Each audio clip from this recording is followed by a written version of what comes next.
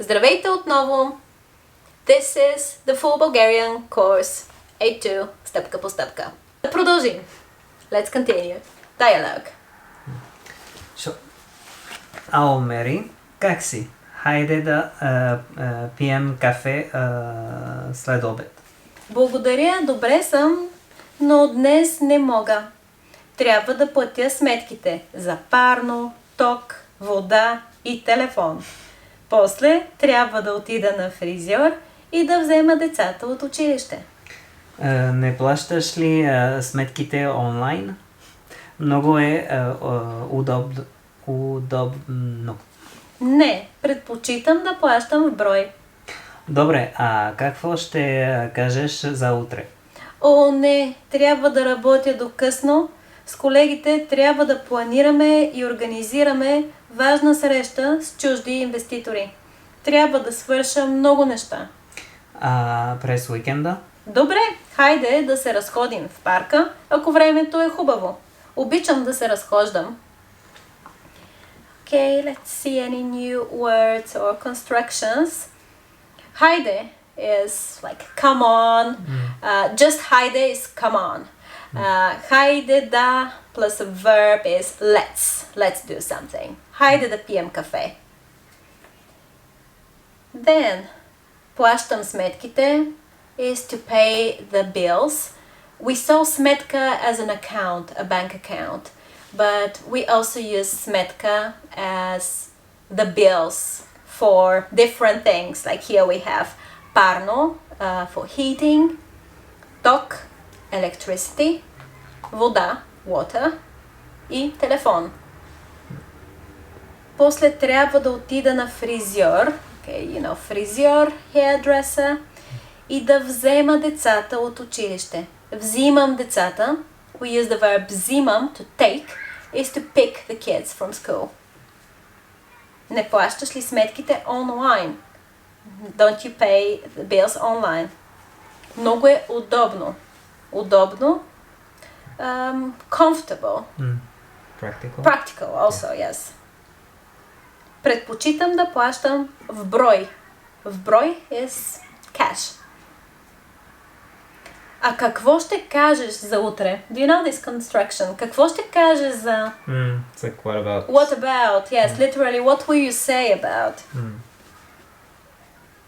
Okay. Планираме и организираме важна среща. To plan and organize an important meeting. С чужди инвеститори. Чужди means foreign. In this case, as in from a foreign country. Трябва да свърша много неща. Свършвам is to finish or to complete in this case. Свършвам много неща. And then, хайде да се разходим в парка. Let's go for a walk in the park. Ако времето е хубаво, if the weather is good. Обичам да се разхождам. I love walking. So we can say, хайде на ресторант. Let's go to the restaurant, but the verb is not there, it is just implied. So if we talk about some common activity, хайде на ресторант, хайде на кино, хайде на разходка, we can go without a verb. Otherwise, хайде да отидем на ресторант. Let's go to the restaurant. Now let's do more sentences with хайде да. Хайде да отидем на разходка. Go on, please. Keeping in mind what you want to say. Normally, you want to use the perfective form of the verb. For example, отивам, but хайде да отидем. Let's go, a one-off verb. Okay. Хайде да ядем пица. Хайде да гледаме филма. Хайде да слушаме музика. Хайде да говорим за това. Хайде да приготвим вечеря. Хайде да се обадим най. Добре. Хайде да учим още граматика. Yeah. Let's study more grammar. Okay, now the verb трябва. It means must, have to, and it is impersonal. Just like може ли да. It is not I have to. It is something like it is necessary. It is needed. Трябва да уча всеки ден. So, трябва is impersonal. It is in the third person singular as an impersonal verb. However, then of course we have the уча, as уча. We conjugate in the first person in whatever person is relevant. Ти трябва да учиш, ти трябва да ходиш на работа. So let's see all the forms. Аз трябва да уча, ти трябва да учиш, той, тя, то трябва да учи, ние трябва да учим, вие трябва да учите, те трябва да учат. Okay? Always трябва. Then the negative. Аз не трябва да уча. Не трябва да could mean both I don't have to and I mustn't. It depends on the context. In this case, well, obviously, it's unlikely to say I mustn't study. It's just I don't have to study. But it could potentially mean both. Ти трябва ли да учиш? That's the question form. And then once again, depending on what we want to say, we may want to use the perfective or imperfective form of the verb. Трябва да купувам плодове всеки ден. I have to buy fruit every day. It's a repeated action. But трябва да купя плодове днес. I have to buy fruit today. Купувам, купя. Now we have a list of tasks and you're supposed to tick the ones that are true for you. So can you say what you have to do tomorrow? Какво трябва да правиш утре? Добре. Аз утре трябва да стана преди 8 часа. Отида на работа. Утре трябва да отида на работа. Утре трябва да пазарувам в супера. I don't have to. Утре не трябва да се върна вкъщи рано. Утре не трябва да приготвя вечерята. Утре трябва да си легна преди 11 часа. Трябва, но сигурно няма. You have to, but you probably won't. Okay. Now let's talk a bit more. You already said what you have to do tomorrow. You want to ask me? Okay. Какво трябва да правиш tomorrow? Tomorrow. Утре. Маняна. Аща. Дома. Утре трябва да отида в университета, защото имам среща. Какво друго трябва да правя утре? Трябва да работя по проекта си. Трябва да... Утре какво? Утре е четвъртък. Tomorrow is Thursday. Не трябва да уча японски. Може би трябва да готвя. Maybe I have to cook. Трябва да стана рано. Може би трябва да купя някои неща от супермаркета. Например, картофи. But buy potatoes, very important. Have to left. Two potatoes? Yeah.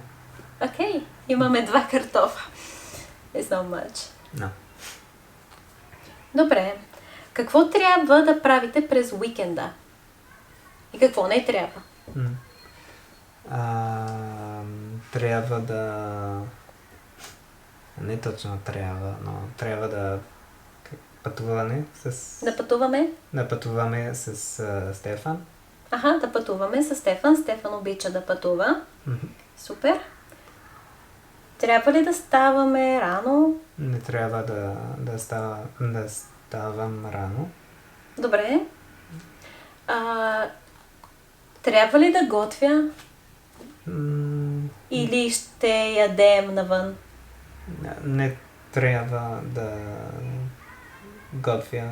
Да готвиш? Да готвиш.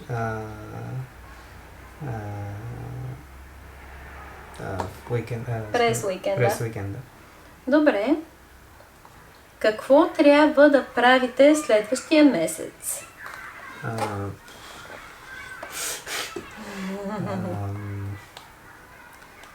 Добре.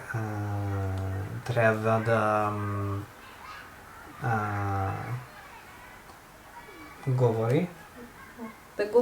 Да говоря с банка ми. с банката ми. Да, с банката ми. Банката ти във Франция? Във Франция. Да. Добре. Имаш проблем с кредитната карта? Да. Добре.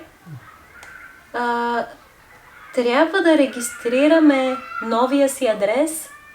We have to register our new address. That's how it works in Japan. Аз трябва да работя по проекта си и трябва да участвам в една конференция. Трябва да уча японски. Трябва да плати за Стефан. Трябва да платим училището на Стефан. Да. Трябва да платим и тока. Тока е електричеството. Парно. Парно няма ток, има газ. Газ. Now, say about yourself. Всеки ден трябва да. And please feel free to also say what you have to do every day. Down in the comments. Всеки ден трябва да. Всеки ден трябва да пия хапчета. To take pills. Всеки ден трябва да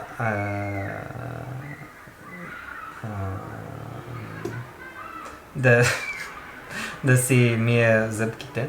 Зъбите. Зъбите is like tiny... Yeah. Yes, it's a diminutive. You would say to a child, измий си зъбките. Brush your little teeth. Трябва да говоря японски. Да. И трябва да живея с иглика. Сиглика. Сиглика. Трудно. Още един диалог. В офиса. Искаш ли да си шефа? Ти си по-добре. Аз съм по-добре да съм шефа. Добре. По-добре аз да съм шефа. Добро утро, Калина. Днес имаме много работа. Първо се обадете на господин Георгиев и говорете за договора с англичаните. Кажете на адвоката му да дойде в офиса в 12. Дайте на преводача документите за превод. След това веднага изпратете имейл на Цветан. Напишете, че не харесваме идеите му. Добре. После се срещнете с гостите от Италия, обядвайте в хубав ресторант и платете сметката. Добре. Върнете се в офиса и питайте колко души искат да работят този уикенд. Добре, но мисля... Не мислете, Калина, а работете. Правете всичко бързо, нямаме време. Да, добре. Намерете по-добър шофьор. Този кара много бавно. Както знаете, мразя да закъснявам. Добре. Жена ми и аз ще ходим на кино тази вечер. Купете 2 билета за 8 часа. Сега. Включете климатика. Много е топло. Не, изключете климатика и отворете прозореца. Сложете цветя на масата. Добре, сега имам важна среща. Заповядайте, господин Борисов. Калина, направете кафе и донесете бомбони и вода. Затворете вратата. Yeah, you do it well. I do? Yeah. I do well, like as an angry, annoying boss. Okay, let's see if we have any new words. Then we'll talk about the imperative. Okay, договор is a contract. Yeah. Адвокат is a lawyer. Документи за превод, documents for translation, and преводач is a translator. Шофьор is a driver. Както знаете, as you know. Колко души? Souls. How many people? Yes, literally how many souls. We don't really say колко човека. We say колко души. It is a little bit irregular. People is a little bit of an irregular word. Един човек, колко души, много хора, many people. Okay, now let's look at the imperative verbs. You have underlined them. Първо се обадете, first call. Говорете, speak. Кажете, tell. Дайте, give. Изпратете, send. Напишете, write. После се срещнете, then meet. Обядвайте, have lunch. Платете сметката, pay the bill. Върнете се, come back. Питайте, ask. Не мислете, don't think. Работете, work. Правете, do. Правете всичко бързо, do everything fast. Намерете, find. Намерете по-добър шофьор, find a better driver. Купете 2 билета, buy 2 tickets. Включете климатика, turn on the air conditioner. Then also we have изключете климатика, turn off the air conditioner. Отворете прозореца, open the window. Сложете цветя, put flowers. Заповядайте. Actually, yes, here we were wondering if this should be underlined or not, because really when we say заповядайте, or here you are, we don't really think of it as an imperative, but this is where it comes from. Заповядвам is to order, to command, like a king would. So заповядайте, here you are, there you go. It actually means like something like at your order. Yeah. At your service. Направете кафе, make coffee. Донесете бомбони, bring sweets. Затворете вратата, close the door. Ще спрем тук, we'll stop here и ще продължим скоро. And we'll continue soon. Добре. Благодарим, довиждане! Довиждане. Чао.